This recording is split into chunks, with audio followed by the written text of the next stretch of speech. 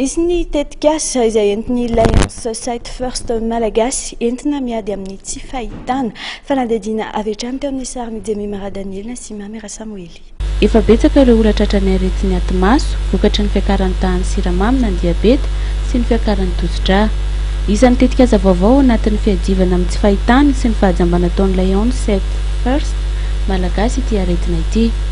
Misy zany olona jerena jerena aloha mahita tsy mahita raha tsy mahita dia jerena sao dia misy cataracte misy zavatra hafa dia jerena koa ny aty-maso na le fond d'œil.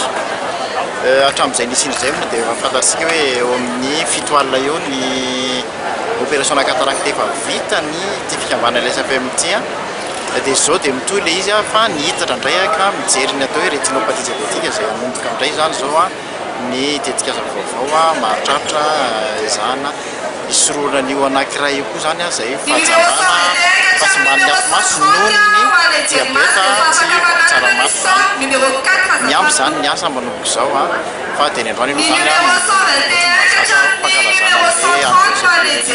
zany nankalazaina androany tetsy amin'ny lapan'ny tanàna ny andro maneran-tany ho an'ny fahitana nandray anjara mavitrika ny LSFM eto Madagasikara. Nisy ny fitiliana ny areti-maso, ny fiakaran'ny tosi-dra sy ny diabeta. Maro ireo olona tonga ny lahatra, isan'izany Ramatoa Victoire izay nitily ny tahan'ny siramamy ao aminy.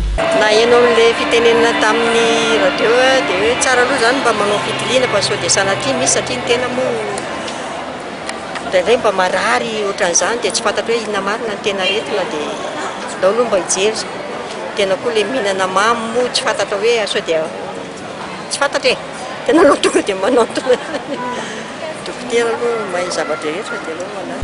Mifandray betsaka amin'ny tsy fahasalaman'ny maso araka izany ny tsy filaminan'ny tosi-dra sy ny diabeta ka tokony arahina maso tsara ireo aretina roa ireo mba hampihenana ny tahan'ny areti-maso.